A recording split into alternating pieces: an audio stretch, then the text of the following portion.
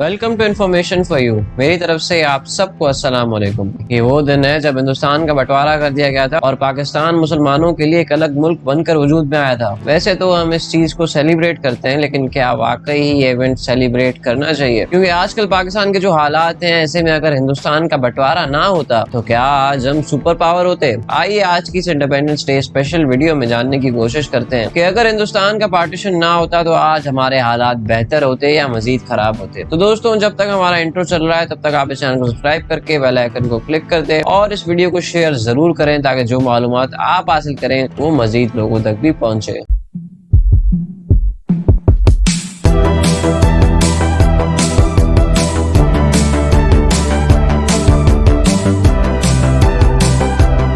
दोस्तों, सबसे पहले बात करते हैं बंटवारा ना होने की अच्छी चीजों के बारे में। अगर पाकिस्तान वजूद में ना आता और हम हिंदुस्तान में ही रह रहे होते तो दुनिया में सबसे ज्यादा आबादी हमारे मुल्क में होती। हमारा मुल्क दुनिया का सबसे खूबसूरत मुल्क होता और कल्चरली सबसे ज्यादा डाइवर्स होता। दौलत में तो आप सिर्फ ये जान लें कि पाकिस्तान, इंडिया और बांग्लादेश का कुल मिला के जो टूरिज्म पोटेंशियल है वो ही 50 अरब डॉलर से भी ज्यादा है। और बाकी सारी चीजों को भी अगर अकाउंट में लिया जाए तो हमारा मुल्क बिलाशुबा दुनिया का सबसे अमीर मुल्क होता। दुनिया की छठी और तीसरी सबसे बड़ी फौज मिलकर दुनिया की सबसे बड़ी फौज बन सकती थी, जिसकी वजह से हमारा मुल्क अनडाउटेडली एक सुपर पावर होता। जहां मिलिट्री की बात छिड़ी गई है तो 4 जंगें लड़ी गई हैं इंडिया पाकिस्तान के माबैन, और उन जंगों में जो कीमती जानों और माल का ज़या हुआ है उसे इजीली अवॉइड किया जा सकता था। हमारी क्रिकेट टीम इतनी मजबूत हो सकती थी कि जिसमें सचिन तेंदुलकर, राहुल द्रविड़, सईद अनवर, मोहम्मद यूसुफ और इंजमामुल हक जैसे बैट्समैन हो सकते थे, वसीम वकार और शोएब जैसे बॉलर्स हो सकते थे, और अनिल कुंबले और शकलैन मुश्ताक जैसे खतरनाक तरीन स्पिनर्स हो सकते थे। ये टीम बिलाशुबा किसी भी टीम को हराने की सलाहियत रख सकती थी और शायद हमारा मुल्क सबसे ज्यादा वर्ल्ड कप जीतने वाला मुल्क होता, और यूं ही तकरीबन हर फील्ड में ही हमारा मुल्क सरे फहरिस्त होता। ऐसे में आप सबके जहन में एक सवाल जरूर होगा कि फिर क्यों मोहम्मद अली जिन्ना, अल्लामा इकबाल और सर सैयद अहमद खान जैसे ज़हीन दिमाग रखने वाले लोगों ने बंटवारे की बात की? इसके लिए हमें हिस्ट्री में जाना पड़ेगा दोस्तों। पार्टीशन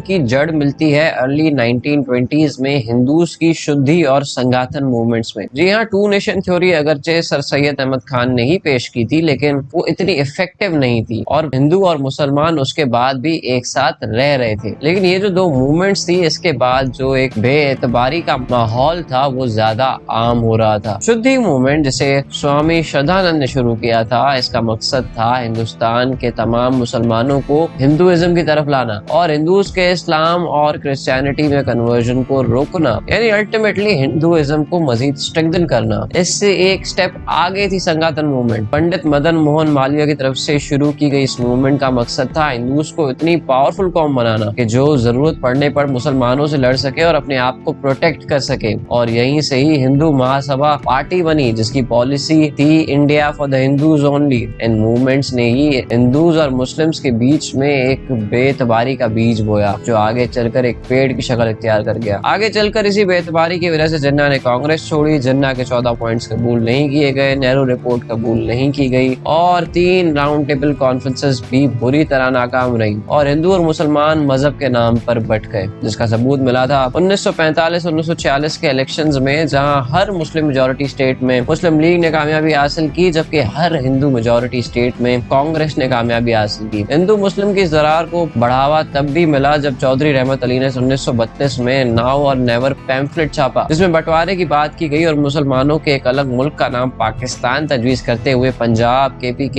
बंगाल, बलोचिस्तान और कश्मीर को एक अलग स्टेट बनाने की डिमांड की गई। इसी बात का जिक्र इससे कबल अल्लामा मोहम्मद इकबाल भी अपनी इलाहाबाद स्पीच में कर चुके थे, जिसमें उन्होंने भी इन्हीं स्टेट्स को मिला के मुसलमानों के लिए एक अलग मुल्क बनाने की बात की थी, जिस पर इम्प्लीमेंटेशन में सरे फहरिस्त रहे थे मोहम्मद अली जिन्ना, जिन्होंने 1940 में करारदाद पाकिस्तान पहले मंजूर कराई और इस पर अमल कराने के लिए हिंदूज और ब्रिटिशर्स दोनों से ही नेगोशिएशंस की। और वर्ल्ड वॉर 2 के बाद जब बरतानिया इस पोजीशन में ना रहा कि वो हिंदुस्तान पर हुकूमत कर सकता था, तो उसने इसका बंटवारा करके इसे आजाद कर दिया। और तारीख थी 14 अगस्त 1947 जब पाकिस्तान एक अलग मुल्क बनकर वजूद में आया। तो यहाँ पर दोस्तों आपके जहन में ये सवाल जरूर खड़ा हो रहा होगा कि सिर्फ 2 मूवमेंट से इतनी बेतबारी क्यों पैदा हुई और जिन्ना आजादी के लिए क्यों इतने डेस्परेट हुए। दोस्तों इन दो मूवमेंट्स के अलावा भी एक ऐसी दमदार दलील मुसलमानों के पास मौजूद थी जिसके बाद मेरा ये ख्याल है कि हर वो शख्स जो पार्टीशन के खिलाफ था वो पार्टीशन का हामी बन जाएगा। दोस्तों हुआ कुछ यूं कि 1935 में इंडियंस के भरपूर प्रेशर के बाद गवर्नमेंट ऑफ इंडिया एक्ट 1935 लाया गया, जिसके तहत इंडिया को पहले 11 स्टेट्स में डिवाइड किया गया और प्रोविंशियल लेवल पर तमाम पावर्स देने के बाद 11 स्टेट्स में इलेक्शंस मुनक्किद कराए गए। इन इलेक्शंस के नतीजे में कांग्रेस ने हर सूबे में अपनी हुकूमत बनाई, लेकिन उसके बाद जो इकदाम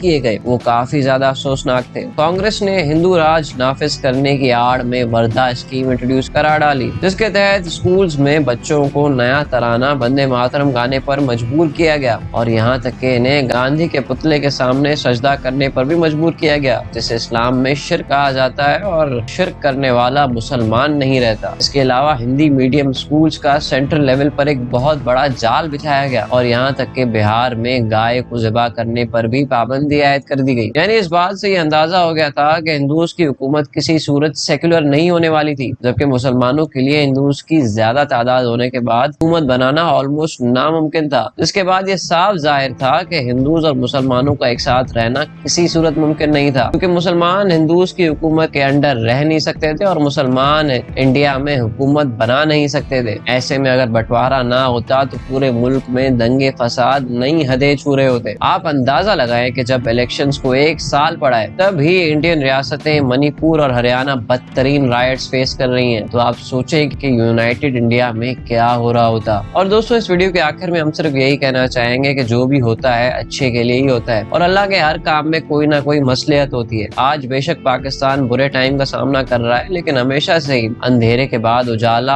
आना ही होता है और इंशाअल्लाह पाकिस्तान एक बार फिर अपने पैरों पर खड़ा होगा और कामयाबियों की नई बुलंदियां तय करेगा। और यहीं पर दोस्तों मुझे दे इजाजत, मैं मिलूंगा आपसे किसी नेक्स्ट अच्छी वीडियो में। तब तक के लिए अल्लाह हाफिज।